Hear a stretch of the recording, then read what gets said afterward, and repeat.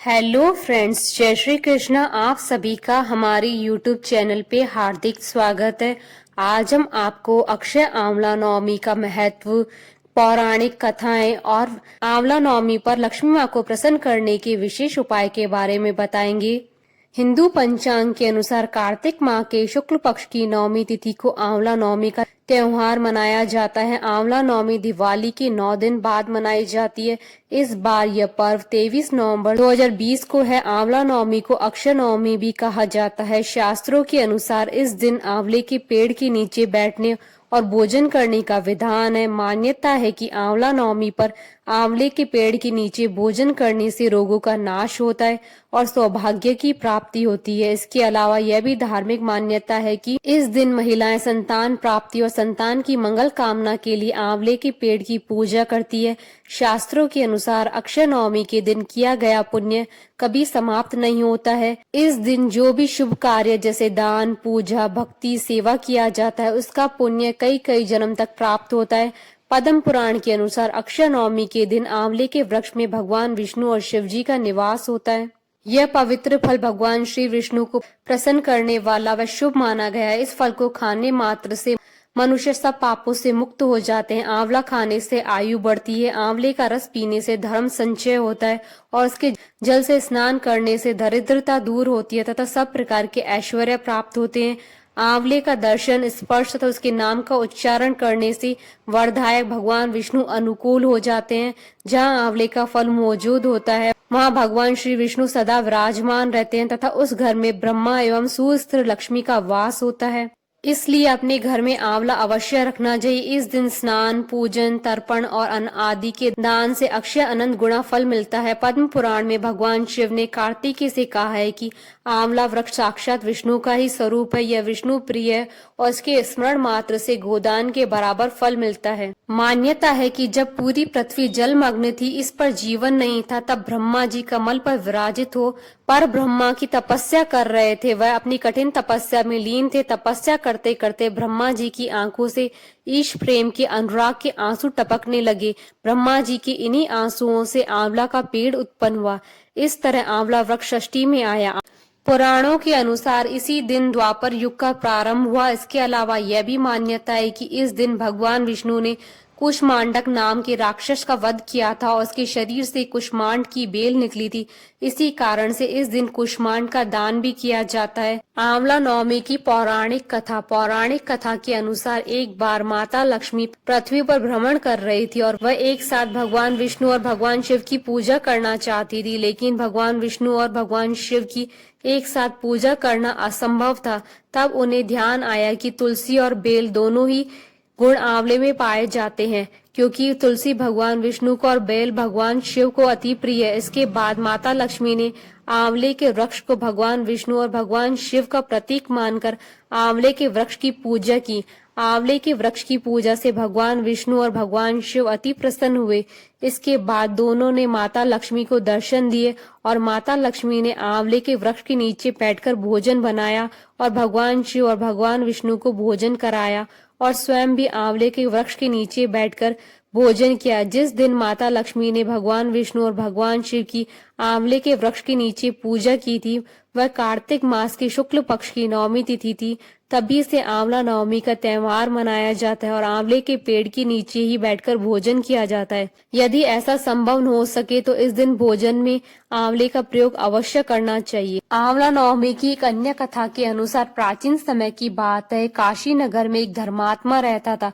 जाति से वो वैश्य था। उसकी कोई संतान नहीं थी। एक दिन वैश्य की पत्नी से पड़ोसन बोली, यदि तुम लड़के की बलि भैरव के नाम से चढ़ा दो तो अवश्य ही तुम्हें पुत्र प्राप्ति होगी। जब यह बात वैश्य को पता चली तो उसने ऐसा करने से मना कर दिया, लेकिन उसकी पत्नी ऐसा कदम उठाना चाहती थी, इसलिए मौके की तलाश में लगी रही।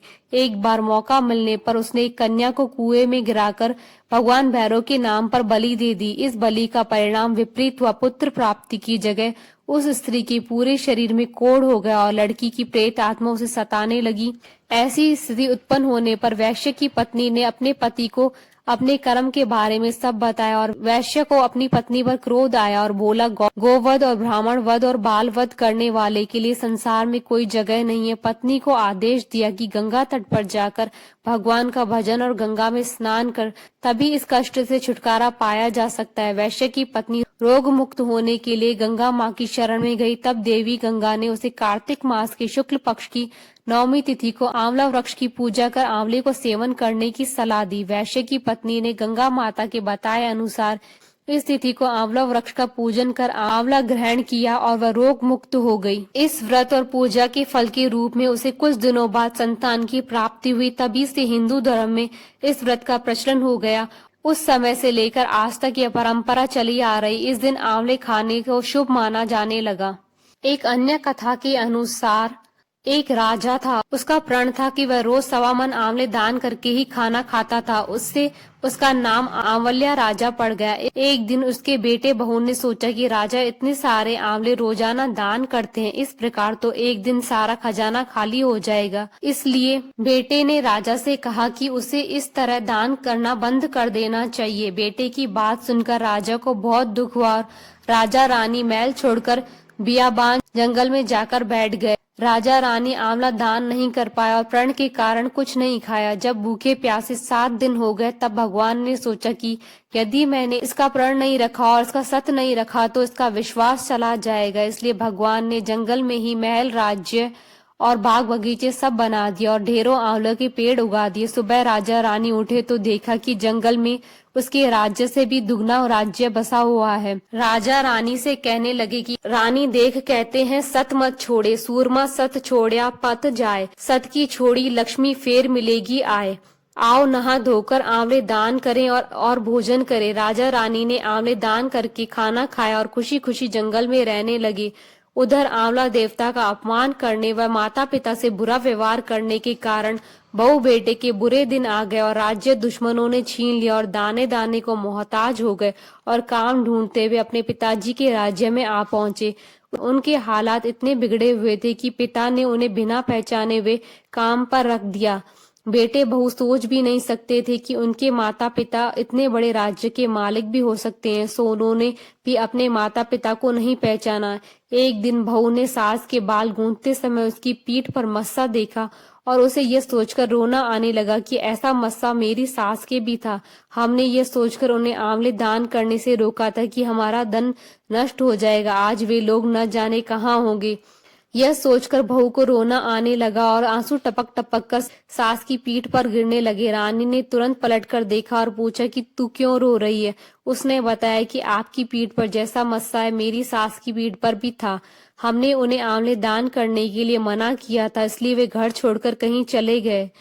तब रानी ने उन्हें पहचान लिया और सारा हाल पूछा और अपना हाल बताया। अपने बेटे बहू को समझाया कि दान करने से धन कम नहीं होता है बल्कि बढ़ता है।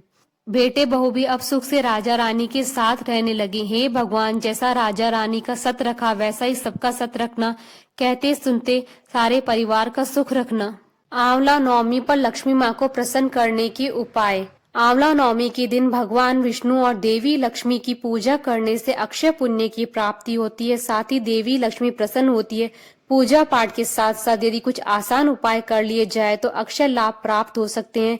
इसी के साथ ही इस दिन किए गए पुण्य अगले जन्म तक आपको लाभ प्रदान करते हैं। आंवला नवमी के दिन ब्राह्मण को भोजन कराना बहुत ही शुभ माना जाता है। धार्मिक आस्था के अनुसार ऐसा करने से इस जन्म के साथ ही अगले जन्म में भी कभी अन्न और धन और संपदा की कमी नहीं होती है। भौतिक सुख सुविधाएं एवं ऐश्वर्य जीवन भोगने के लिए आंवला नवमी के दिन सोना, चांदी या कोई भी कीमती आभूषण खरीदें, जीवन भर सुख प्राप्त होगा। इस दिन आंवले के पेड़ के नीचे बैठकर भोजन बनाने और खाने से अक्षय लाभ और अक्षय स्वास्थ्य की प्राप्ति होती है। आंवला नवमी पर शनि ग्रह शांति के लिए ब्राह्मणों व गरीबों को दूध या चावल खिलाएं। आंवला नवमी पर भगवान की पूजा आंवले के साथ करनी चाहिए और आंवले को प्रसाद के रूप में खाना चाहिए। अक्षय नवमी पर दान का बहुत महत्व होता है। इस समय सर्दी चल रही है, ऐसे में जरूरतमंद लोगों को गर्म कपड़े वितरित करना बहुत शुभ माना गया है। कहते हैं कि इस दिन दान करने से मिला हुआ पुण्य अक्षय होता है। अक्षय नवमी के दिन अपने स्नान करने के लिए गए जल में आंवला के रस की कुछ बूंदें डालें। ऐसा करने से घर की नकारात्मक ऊर्जा तो जाएगी, साथ ही माता लक्ष्मी भी घर में विराजमान होगी। आशा करती हूँ कि आपको आंवला नवमी का महत्व, पौराणिक कथा और विशेष उपाय का ये वीडियो पसंद आया होगा। तो आप इस वीडियो को अधिक से अधिक लाइक और शेयर कीजिएगा ताकि सभी भक्तों को इस वीडियो का लाभ प्राप्त हो सके। आप हमारे चैनल को सब्सक्राइब जरूर कीजिएगा अगर अब तक नहीं किया है तो, ताकि आप और हम कनेक्टेड रहें। साथ ही प्रेस करना ना भूलिएगा बेल आइकन को, जिससे नए वीडियो से रिलेटेड नोटिफिकेशन आपको तुरंत प्राप्त हो सके। जय श्री कृष्णा।